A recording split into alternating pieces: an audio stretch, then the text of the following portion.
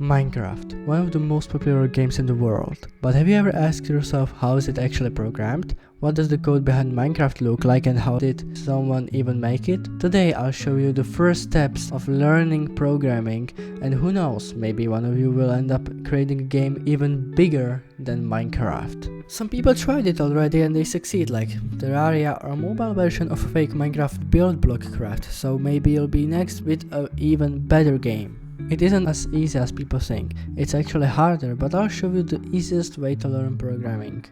Let's go.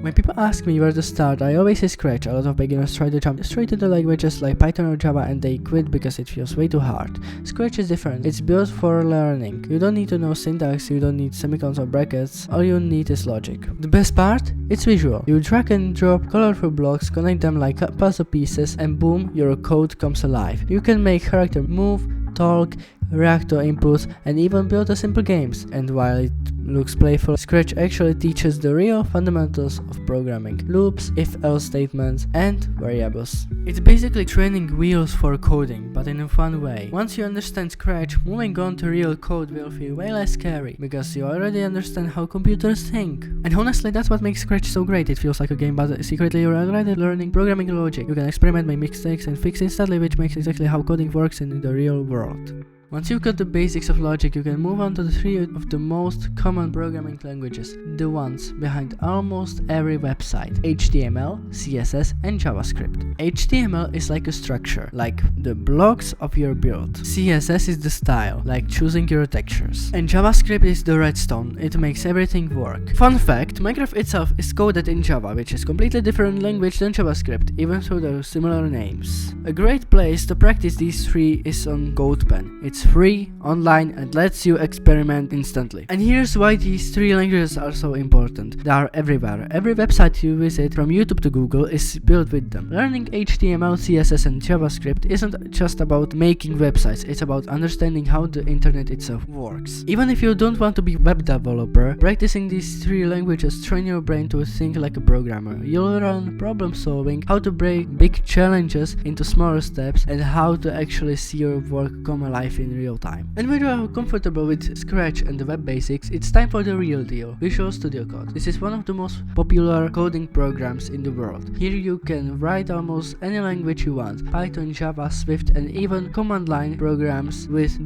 .bat files. I personally use VS Code all the time. I can honestly recommend it. It's your first step into real programming. It's where projects start to feel like, well, actual software. One of the best parts of VS Code is the extensions. You can add tools that makes your life easier, like autocomplete for code, themes to customize how it looks, or even debuggers that help you fix errors step by step. And don't worry if it feels overwhelming at first. Every programmer, even professionals, started by just writing a simple hello world line and slowly building from there. The cool thing is, with VS Code, you can actually see your progress. One week you might just make a tiny script, and a few months later you could be working on a full project that you're proud of. So, that's the journey from Scratch to web languages to VS Code. Start small, learn the logic, and you'll be surprised how far you can get. Minecraft was once just someone's side project, and now it's the biggest game in the world. Maybe your idea could be next. Also, don't forget this: programming isn't something you master overnight. It's all about small steps. Even if you just spend a few minutes a day experimenting, you'll be slowly start to understand how things work. The key is consistency. Stick it with it, keep learning, and one day you might look back and realize you've built something way bigger than you ever thought possible.